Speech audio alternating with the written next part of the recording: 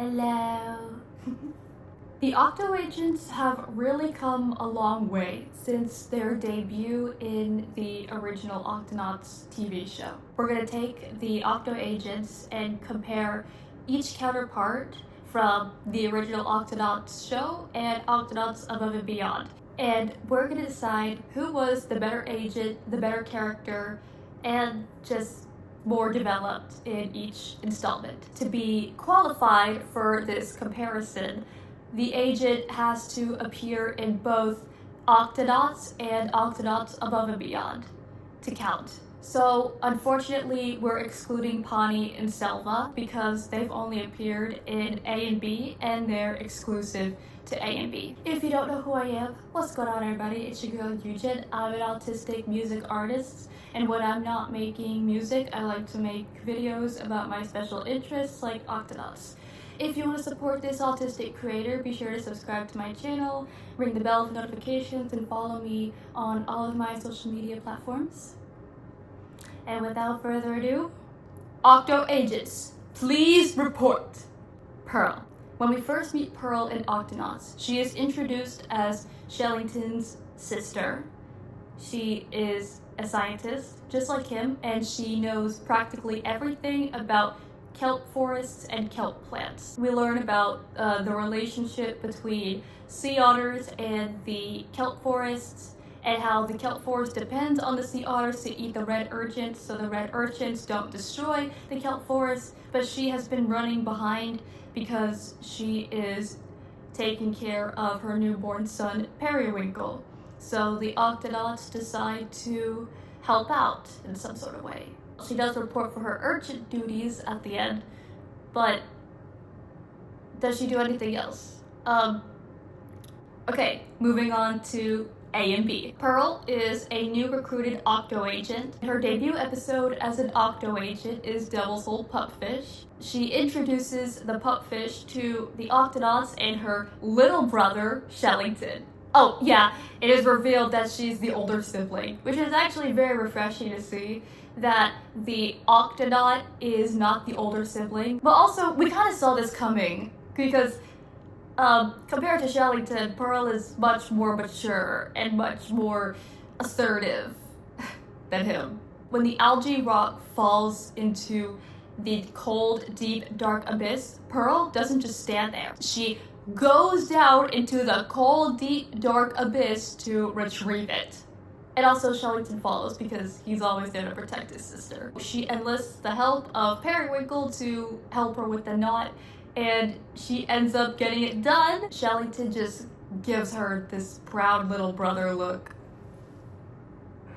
Throughout her time in A and B, Pearl has shown some immense amounts of strength. I mean, the logic is if you can create a whole human in your body and deliver it, then you can do anything. Pearl is definitely an inspiration for mothers all over the world. When you have kids, your life isn't over and you're not just a mother. You can be anything you want to be, as well as be a mother. So I think we already know which version of Pearl is better, and yep, I'm just gonna go with it. A and B. Tracker. Tracker might be my new favorite Octo-Agent. I'm just throwing it out there. I mean, it changes every week, so yeah. Tracker made his debut in Operation Deep Freeze. Now, we do actually get a little backstory about Tracker. We learned that he was trained by Captain Barnacles in the Polar Scouts, and he also runs the research station. However, we don't see him that much in the special. He only appears in the beginning and the very end. One of the new characters isn't even in the episode that much, so we don't really know much about him. Now, what about A and B? Tracker in A and B is recruited as an Octo-Agent. His debut episode is The Golden Mole, where he is completing his final stages of training to be an Octo-Agent, because a little thing that I wanted to point out, that Tracker is younger than most of the agents. I think he's the second youngest after Bud. I kind of thought that Tracker was probably college age, kind of like in his in his 20s, his early 20s. Just something that I wanted to throw out there. One thing I really like about that episode is that he actually uses his Polar Scout training to his advantage. We actually get to see him as a Polar Scout and see what he has learned.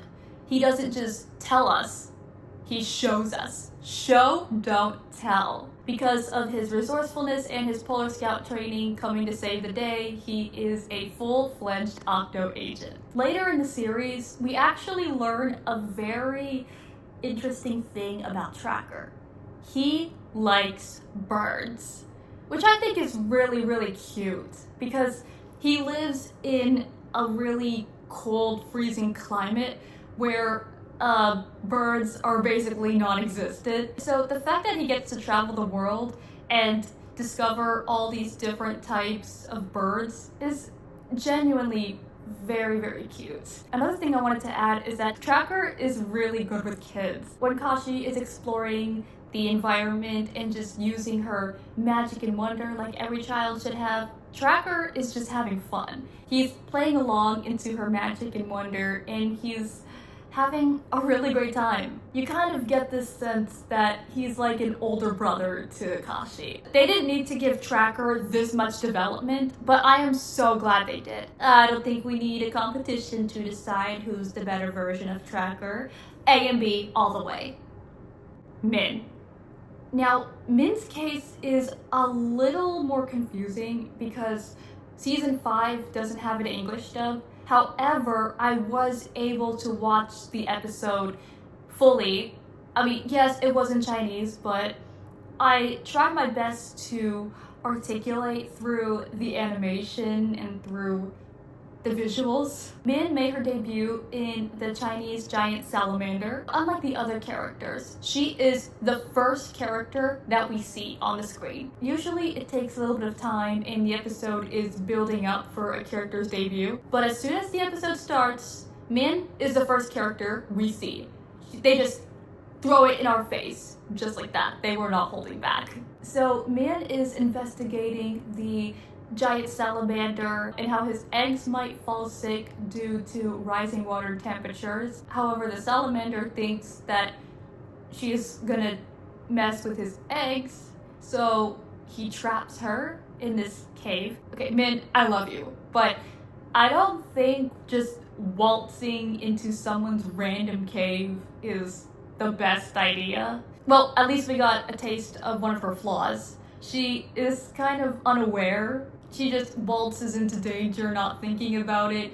She just thinks that she can just walk out of there when she's done, but yeah, she kind of got herself into her own mess. Min messages the Octonauts for help. Now, something I noticed is that she messages them by drawing the logo on her little map case. However, she doesn't have any sort of technology with her. So something just tells me that Min is actually quite older than most of the Octonauts. I feel like her lack of technology or information about technology kind of shows her age a little bit. Having an older woman on the show, whether Min is in her 50s or 60s, is actually really great representation. I think we need more older women in shows like this. They don't always have to be young adults or teenagers. We also get some backstory on Min to when she first met Inkling. Inkling tells a story about how he first met Min. A huge wave dragged him up into the bamboo trees, and Min rescued him from the bamboo trees. When a group of crocodiles attack the salamander's eggs, we get to see Min in action. Just like a real red panda, she's very agile, and she, with the help of Quasi, try to keep the eggs away from the crocodiles, and they succeed. At the end of the episode, Minkling has a little moment. Oh, and the episode even ends on that note. Yeah, the relationship allegations have never been much hotter. I just want the best for these two. I love them so much. A and B?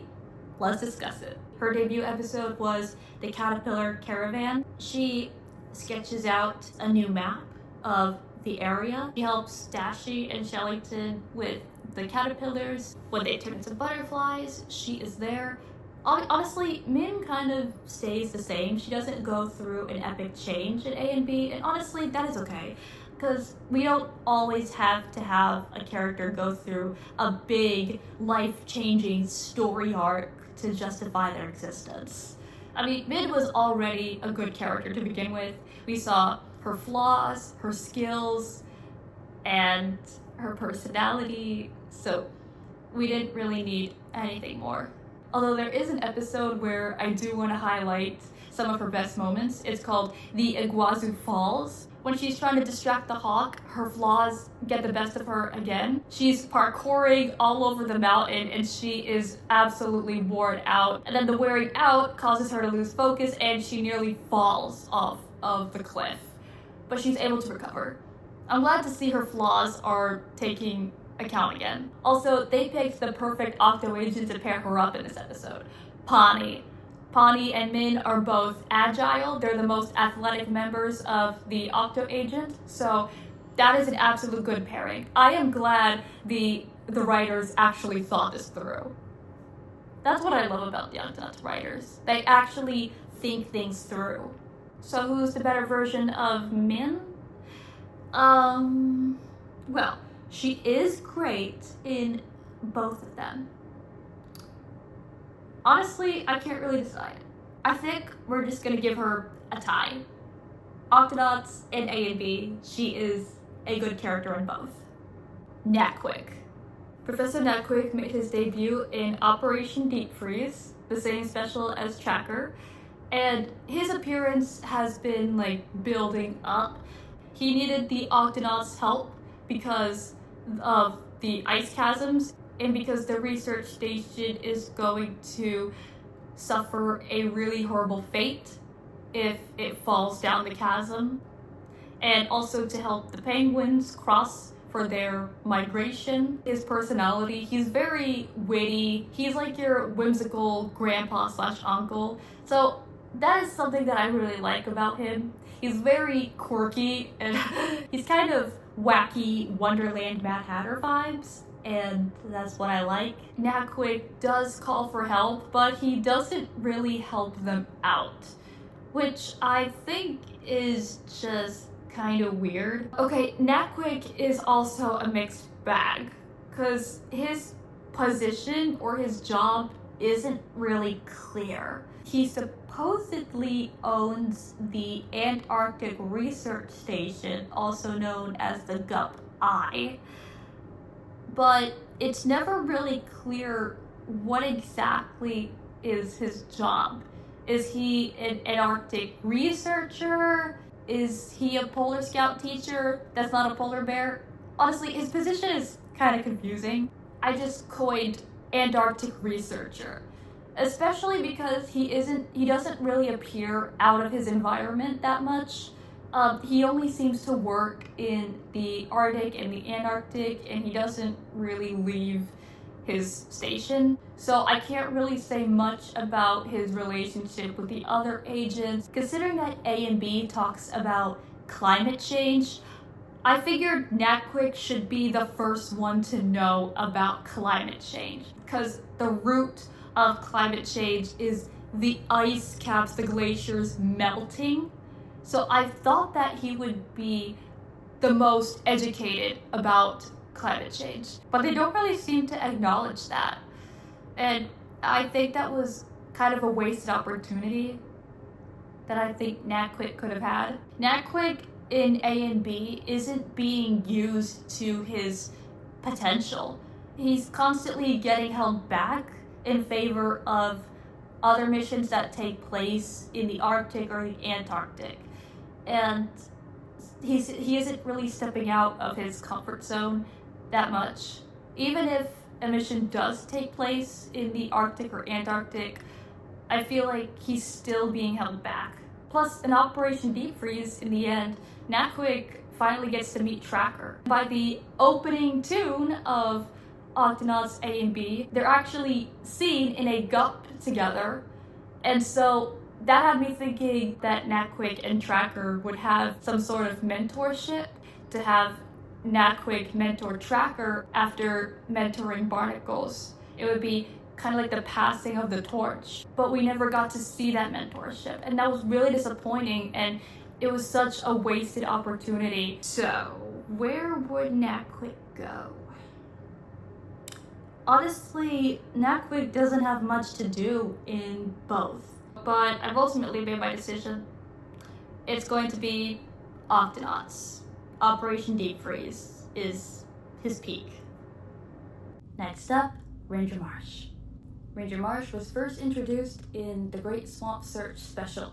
He is presented as a middle-aged man living in the swamps. He's not really into modern technology, and he prefers to do things the old-fashioned way. He's very dedicated to the old-fashioned way that when Natquig was just a kid, before she learned how to build things, he kind of taught her to lead into her wild side before she wanted to pick up her hobby of interest that is now her job, which is being the engineer for the Octonauts. He doesn't really understand why his daughter does the things that she does, but what makes him a really good character and a really good dad overall is that he doesn't really have to understand. He just has to, love her.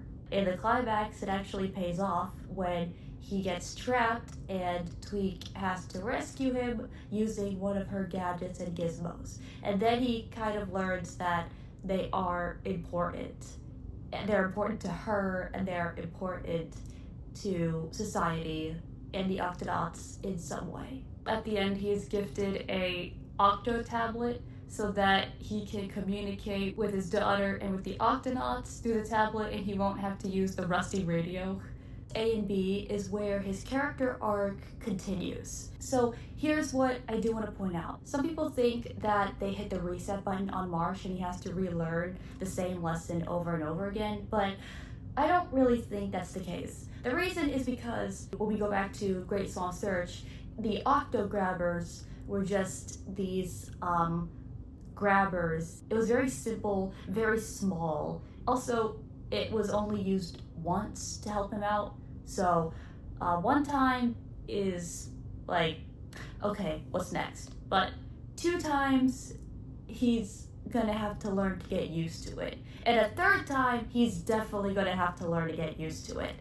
Especially with his younger colleagues, the Octo-Agents, he kind of has to learn to relate to them when they use modern technology to help them learn, to help them train. He's still getting used to technology that in the very first episode of Above and Beyond, he is introduced out of the frame of the Octo-Watch. And he has to zoom himself back in. That should say a lot about his character already, even if you don't know who Ranger Marsh was. That should get a little glimpse of who he is. In the episode Hurricane Hunter Adventure, we actually see a more vulnerable side of Marsh. When he learns that his daughter is literally trapped in the middle of the deep ocean without electricity, he is relatively worried, like a real dad should be. And at the end, when the day is saved and everyone is safe and sound, he gives her the biggest hug. And it's just the sweetest thing in the whole wide world. Honestly, I think Marsh is one of the greatest animation dads in history, next to Bill Green from Big Sea Greens, and that isn't talked about enough. Well, it was until I started talking about it, so let's keep that conversation going. Marsh is one of the greatest cartoon dads in all of history. So, which one is it? Who is the better version of Marsh?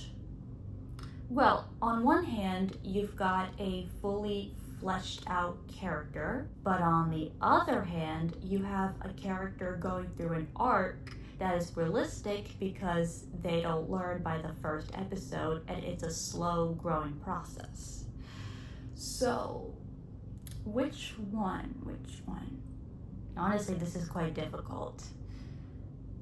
Well, I think I'm going to stick with the Min instinct. I'm going to say both. Both versions of Marsh are superior. Calico Jack. Calico Jack will go down in history as one of the greatest guest characters in all of Octonauts media. The backstories of Calico Jack in Season 1, but out of nowhere, he shows up in Season 2 alive and healthy, has to be one of the greatest twists of all time. Like, my jaw was on the floor when I saw the silhouette of Calico Jack. CJ was in the Season 2 special, The Amazon Adventure, the very best special episode out of all the special episodes, next to Very Vegetal Christmas. CJ is also looking for the lost city of the Amazon. However, he tells a relatively different story on how he ended up not finding it. According to CJ, a lightning storm struck his boat, and then it was attacked by furious fire ants, and he wrestled a giant anaconda snake.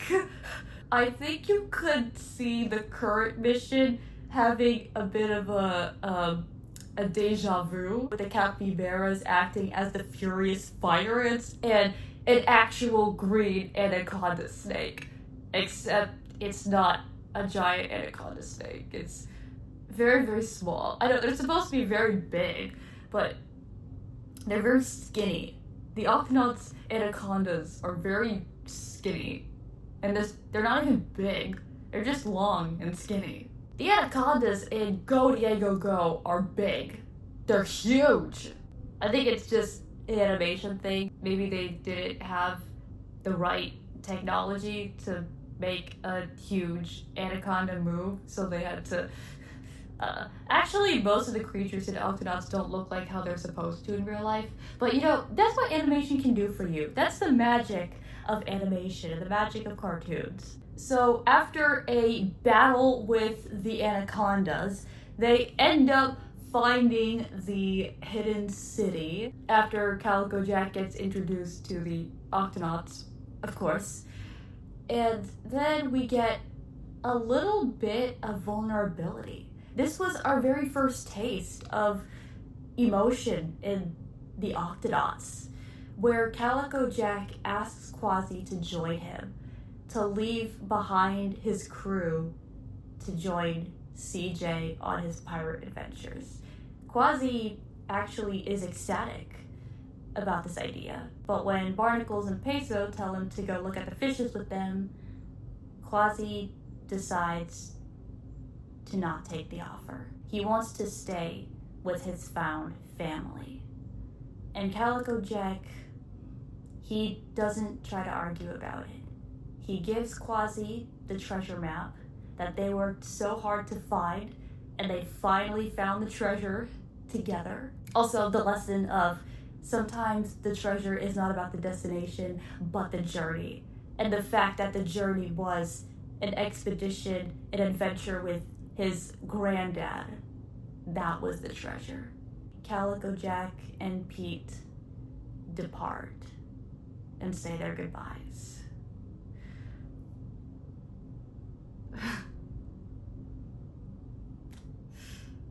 Oh, whew.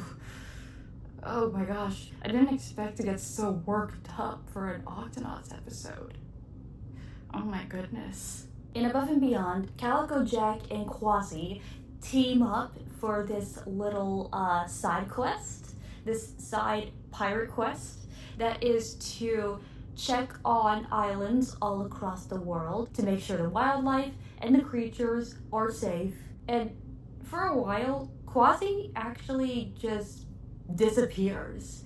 This is the most that we have seen without Quasi in any sort of Octonauts media. I mean, I did kind of praise this in A and B that they're going to focus on the side characters rather than the Brave Three, and I'm glad that they took this direction, because not everything needs to be about Barnacles, Quasi, and Peso, and we've already come to know them, that we should probably focus on the others. They did a really good job with that. Another thing that A and B did right is stay consistent with the characters' profiles, if you may. Quasi is afraid of spiders, and that fear comes back into play on Spider Island, where Calico Jack is stationed currently. And Calico Jack kind of teaches Quasi to face his fears in order to help out some stink beetles. To be honest, I don't really remember much of Calico Jack in A and B Season 1. I said Season 1 because there was one episode that I really enjoyed him in. That is the Harlequin Duck in Season 2. Okay, so which version of Calico Jack was better? Was it the Octonauts show, or was it A and B? As much as I loved that episode with the Harlequin Duck, I feel like he's being held back from his potential, kind of like Professor Natquig, and he's only there to be comedic relief. I just think that Calico Jack needs some more screen time to justify his character. So I'm gonna go with Octonauts. Considering how iconic his first appearance was, it only makes it fair to choose Octonauts. Ryla. Now, Ryla's case is a little different because her first appearance wasn't in a special episode or an episode, but a movie. Her very first appearance was in Caves of Saskatoon, and I'm going to be completely honest with you, I did not like Caves of Saskatoon as much as I wanted to. It just felt so boring, and half of the Octonauts are literally pushed to the side for absolutely no reason. Shellington and Tweak get shoved into the background during the second half in favor of the newest character, Ryla the Wombat. Ryla is a cave diver. She's also Dashi's ex, but they're still on good terms. So it turns out Ryla was also doing a cave expedition in the very same caves that Barnacles and Peso were in. Kind of convenient. Unfortunately, Ryla injured her leg, so she can't go on. But luckily, there is a medic. Yeah, it's just so coincidental that they just happen to be there. You know, maybe Caves of Saskatoon isn't as good as it turned out to be after all.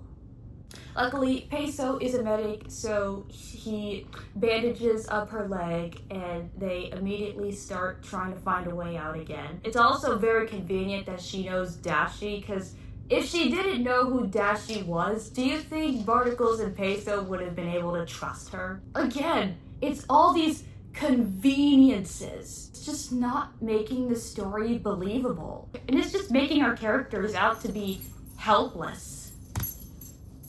They are extremely helpless in this movie. Actually, if I'm gonna think that way, I shouldn't say anything more about Ryla's debut. Now, in A and B, I guess Ryla does have an improvement. However, her very first episode isn't until late into the season in Mountain River Cave. Ryla, Quasi, and Shellington are exploring a cave, and they are looking for new species. They end up getting lost, and then they have to find their way out again. Honestly, I don't really have much to say about Ryla because her personality is kind of confusing. Is she supposed to be like an Australian stereotype or something?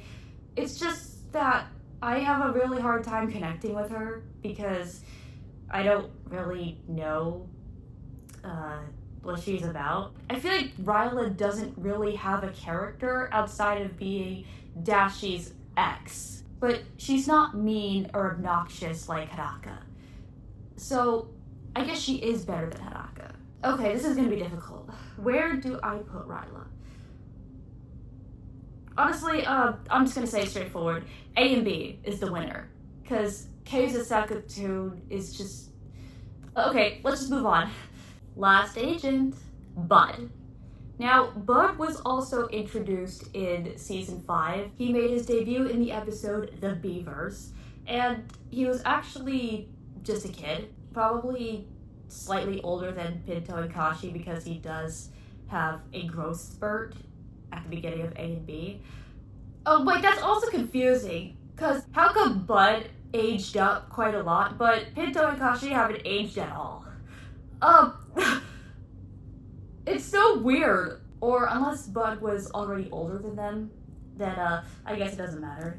Bud, being the canonically youngest of the agents, made his debut in the Beavers. He aspires to be a builder, an engineer, just like Natquig. And he also gets rescued by Natquig in the third act when there is a storm and he is floating away on a log.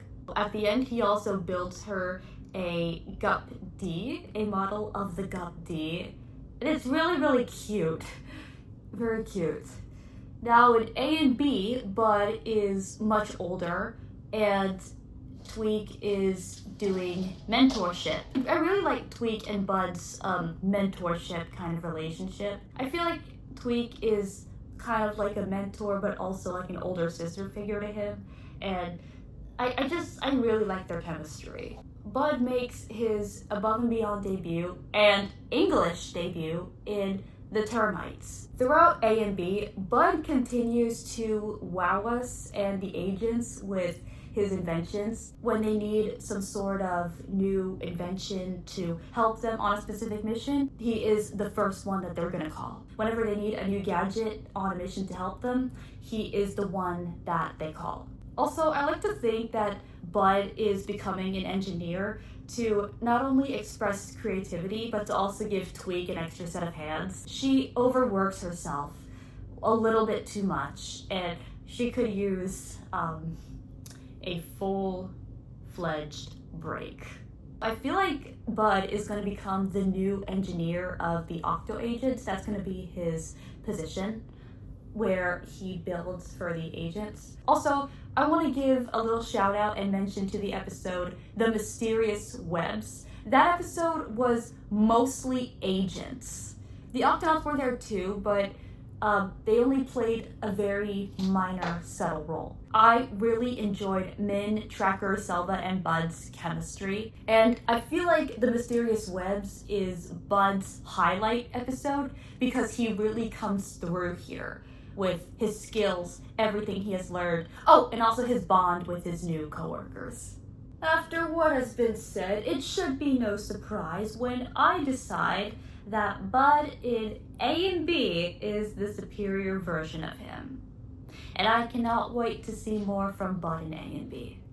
Okay, we are finally done. So what do you think about this video? Do you agree with my placement of the agents? Do you disagree with some of them? Where would you personally put the agents? Would you say that their character was best in Octonauts or A and B? You decide for yourself in the comments. Thank you so much for watching this video, and don't forget to stream my new song Galaxy on all streaming platforms. It is a song I made for my friends and for the youth as well. Until then, this is your girl Yujin signing off. Peace.